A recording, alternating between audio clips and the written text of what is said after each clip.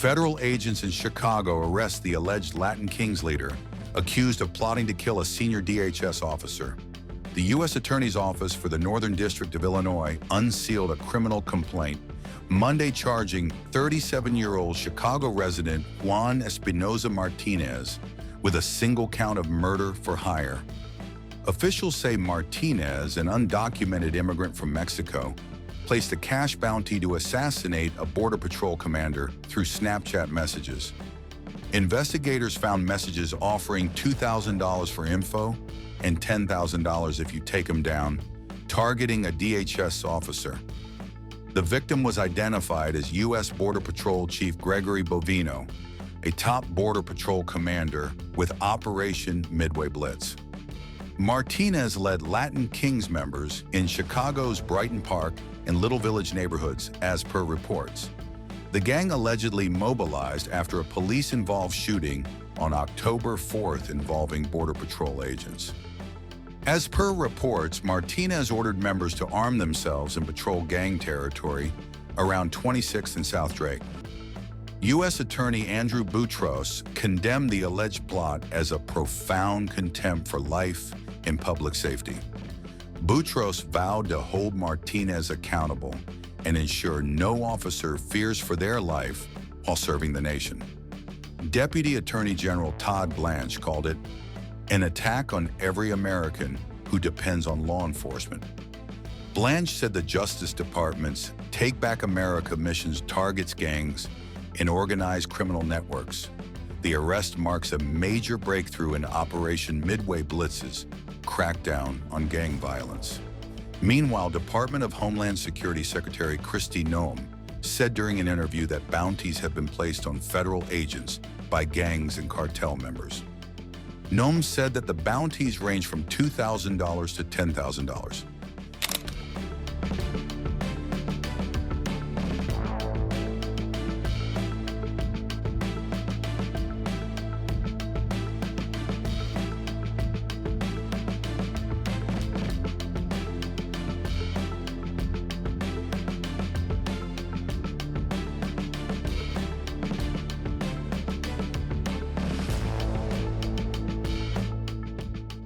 This comes as U.S. President Donald Trump has ordered the National Guard to cities across the U.S. to crack down on crime and guard immigration and customs enforcement facilities.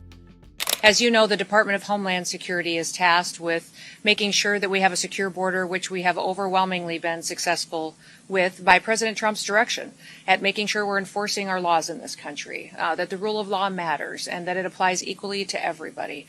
We have had for 3 months in a row 0 illegal aliens entering the United States, which is the first time in this nation's history that we've seen that kind of security at our nation's border.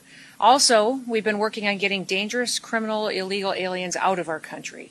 Murderers, rapists, drug traffickers, human traffickers, going out, arresting them, and removing them from our communities so that our families can be safe again at night.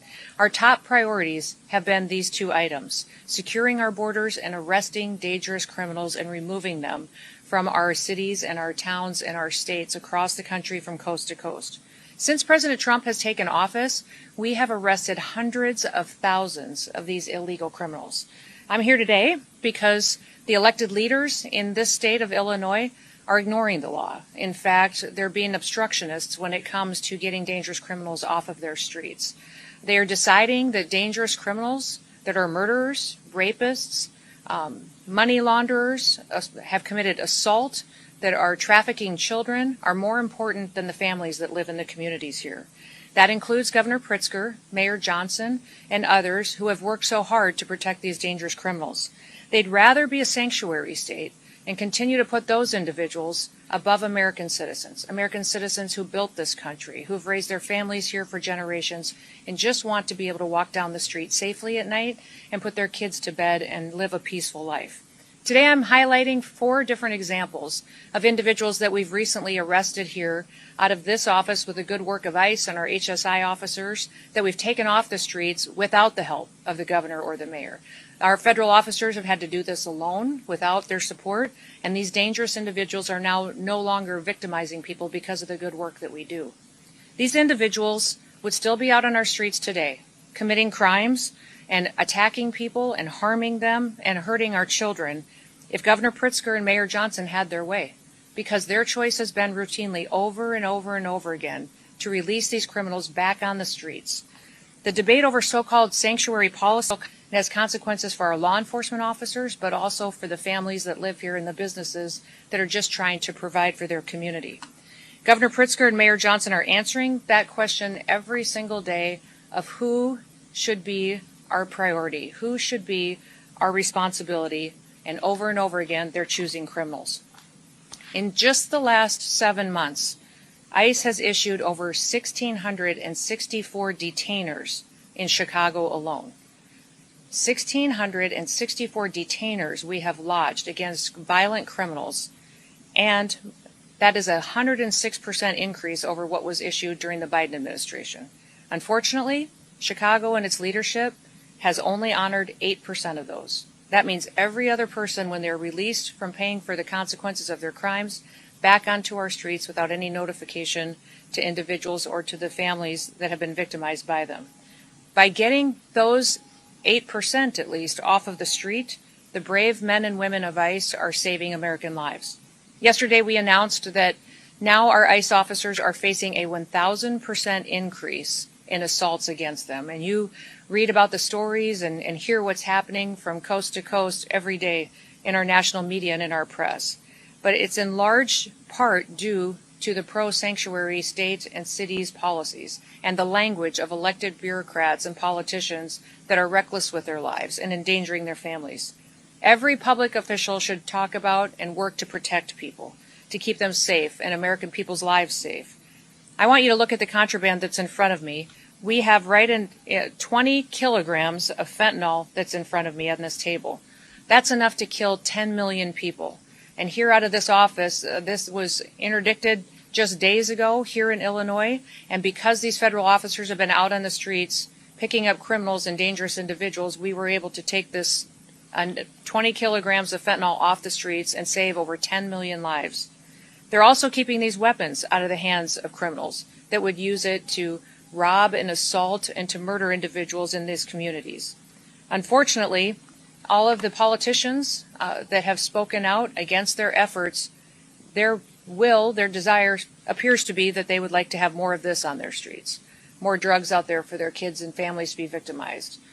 More guns out there committing crimes. That is not the work that we do in ICE. The work that we do is to protect people and make sure that we remove these weapons and drugs off of our streets and hold those criminals accountable who would go forward and continue to use that to harm individuals. I just want to ask you for 3 things today. Number 1, I want to ask you to support your law enforcement officers. Have their backs. Every single individual that's out there that is noisy and attacking them right now is having an effect that's ratcheting up the rhetoric and distorting facts and not allowing the facts to get out of what the work that they're doing every day and what we've done to help victims get some justice for the harms that were perpetuated in their lives. Those of us that appreciate the work of our law enforcement officers, the fact that we're a country that doesn't pick winners and losers. We apply the law, and if we don't like the law, we should be going to Congress to change it. But that is what these law enforcement officers do, is they continue to uphold the law and make sure it applies equally to everybody. Second thing I'd like to ask you to do is stop putting criminals first. Stop making them the number 1 priority. They are perpetuating harm on American citizens, and they need to be held accountable for it. And number 3, I would ask that you think about the family members around you, the people you've spent your time with, the American citizens that live next door to you in your community.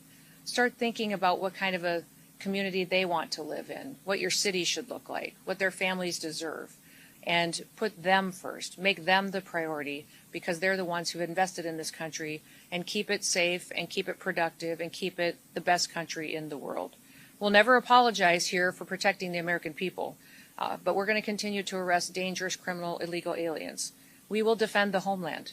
That's what ICE is doing, and I'm so proud to be able to walk with them and to lead with them while they fulfill this mission to really keep United States blessed far into the future.